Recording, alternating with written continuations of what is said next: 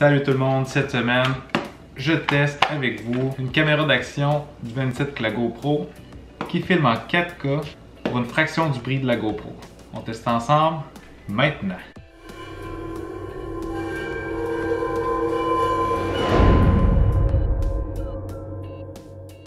Juste ça, voilà, quelques mois déjà, ça traînait, je viens de le retrouver. Il commence à faire un petit peu plus beau à l'extérieur. C'est le printemps, donc c'est le temps de recommencer à faire des vidéos dehors. Donc j'ai cette caméra-là qui est une caméra d'action du même genre que la GoPro. Donc celle-là est 4K, elle est un peu plus dispendieuse que ceux chinoises que j'ai vues sur internet. Donc j'imagine que la qualité va être par le fait même un peu meilleure, en tout cas je l'espère. La caméra est hydrofuge, filme en 4K, peut faire des super ralentis, d'entendre comme la plupart des caméras d'action. Puis ça vient avec quelques équipements qu'on va voir à l'intérieur. Avant de procéder au déballage, si c'est la première fois que vous êtes ici, puis que vous êtes intéressé par des gadgets ou des produits technologiques, je vous encourage à vous abonner maintenant en appuyant sur le petit bouton s'abonner en bas de l'écran. Vous pouvez appuyer sur la petite cloche aussi pour être sûr de rien manquer.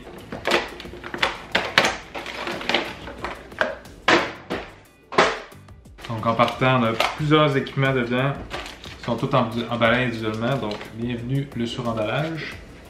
Là-dedans, on a un petit linge pour nettoyer, ainsi que des tie wraps. Je sais pas à quoi ça peut servir.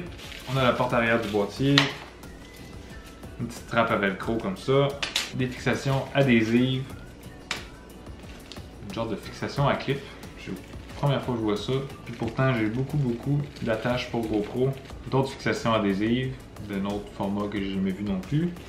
On en a deux, on a d'autres straps au velcro, puis on a quelques fixations bien normales de GoPro, fixation en J, fixation pour trépied, c'est super utile ça, une fixation pour le vélo, ce petit boîtier là qui sert à je ne sais pas quoi pour l'instant, le câble de chargement qui est en micro USB. Oh, ça je savais pas qu'il y avait ça, mais on a aussi une manette pour pouvoir contrôler la distance. Donc on a deux boutons dessus. Un bouton prendre une photo, un bouton prendre une vidéo. Et on a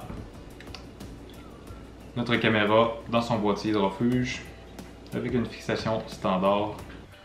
Donc, aucun manuel d'instruction pour une caméra d'action.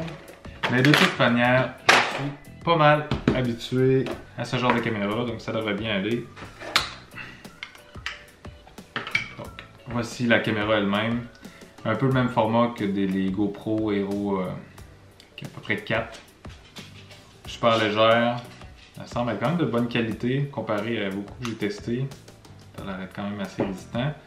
On a un écran à l'arrière, on a le bouton Power en avant, un peu comme les GoPro. On a notre bouton ici pour enregistrer, le compartiment pour la batterie avec la batterie déjà dedans. Sur le côté, on a le petit bouton pour activer le sans-fil dessus, le Wi-Fi, donc connecter la manette, ou je sais même pas s'il y a une application pour le cellulaire, ça serait le fun. Un port micro HDMI, le port micro USB, le compartiment pour la carte micro SD, qui n'est pas inclus, je remercie d'en avoir un inclus. Alors en partant, s'il y a un peu de batterie dedans, ça fait déjà quelques mois que je l'ai, donc il se pourrait qu'il y ait rien. Oh! Donc elle part. Donc juste en partant, on peut voir que le petit écran ici, il m'indique que j'ai pas de carte présentement. On a aussi un petit affichage en avant qui est beau. Il indique dans quel mode qu'on est directement. Ça m'a l'air quand même assez bien fait pour le prix. Je vais charger ça, mettre une carte SD, je vais aller à l'extérieur, puis je vais aller tester ça pour vous. Donc les prochaines images qui viennent maintenant vont toutes être filmées avec cette caméra-là. Après les images, je vous reviens avec mon analyse.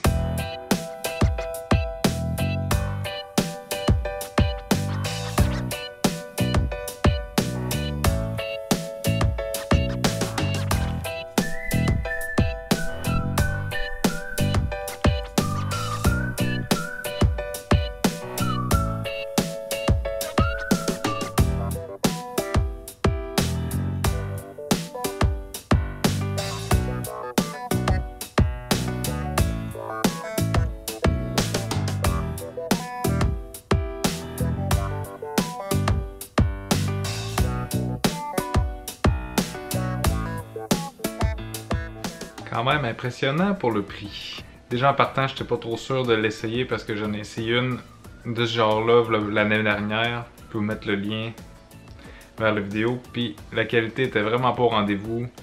C'était à peu près dans la même gamme de prix en plus. Mais j'ai décidé de l'essayer quand même. Puis j'ai bien fait parce que, honnêtement, pour le prix, l'image est très belle.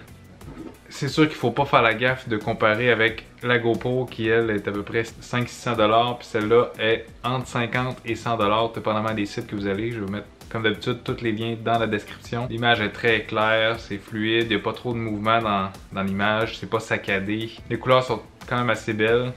Il y a plusieurs fonctions là-dessus qui vaut déjà la peine. Si vous n'avez pas 400-500$ à mettre sur une caméra d'action, honnêtement, avec le Wi-Fi d'inclus, tu peux soit le partir avec la petite manette qui est inclus, ou sinon, il y a aussi l'application qui est faite pour Apple ou Android.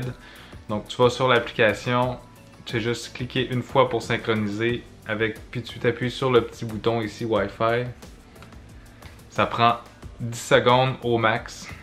Puis après ça, tu as un aperçu de ce que tu vois sur la caméra. Il y a un petit délai, mais il n'y a aucun problème avec ça. Avec l'application, tu peux aussi aller changer les paramètres. Sinon, un peu comme dans le principe des vieilles GoPro, tu appuies plusieurs fois sur mode jusqu'à temps que tu aies un réglage. Après ça, tu changes les boutons. Puis tu as un peu de gossage, mais vu qu'il n'y a pas d'écran tactile, il n'y a pas grand autre moyen de le faire à part que de se connecter sur l'application pour téléphone. La caméra fait du 4K 25 images secondes, ce qui est très bien. Je l'ai testé, l'image est super belle. Par contre, je ne peux pas vous le montrer dans cette vidéo-là parce que cette caméra-là ne fait pas de 4K, donc il faut que je fasse la vidéo en 1080. Mais je l'ai essayé, puis la qualité est très bonne. Tous les accessoires sont compatibles avec les accessoires de GoPro que vous possédez déjà ou que vous pouvez acheter sur des sites internet. J'ai aussi testé le son, bien que ces caméras-là sont pas faites nécessairement pour le son est quand même correct là-dessus. Viens. Assis. Répète. Encore là, je le compare avec les vieilles versions de GoPro parce que c'est pas mal ça que ça se rapproche le plus, mais le son était pas mal équivalent sur les vieilles GoPro. Le prix est quand même intéressant. Ce modèle exact-là, sur Amazon, est environ un peu moins de 100$ présentement. Mais il y a d'autres marques avec exactement le même modèle qui se vend sur certains sites à partir de 50$. Je vais vous mettre les liens de GearBest. C'est 2 fois moins cher, l'expédition est un peu plus longue. Si ça vous dérange pas d'attendre, je conseille de passer par GearBest. Pourquoi il y a plusieurs marques qui ont la même, c'est comment ça fonctionne. C'est un fabricant qui fait la caméra mais qui met pas sa marque dessus. Après ça, les marques vont l'acheter en grande quantité, vont juste mettre leur nom dessus, puis vont le revendre pour plus cher. Mais c'est tout exactement la même machine en arrière. C'est la 3e caméra du type de GoPro que j'essaie, puis c'est de loin la meilleure que j'ai essayée. J'espère que vous avez apprécié la vidéo. Si c'est le cas, faites un j'aime. Si vous avez des questions, des commentaires, n'hésitez pas à les faire dans les commentaires plus bas. J'essaie de répondre à tout le monde. Puis on se voit la semaine prochaine.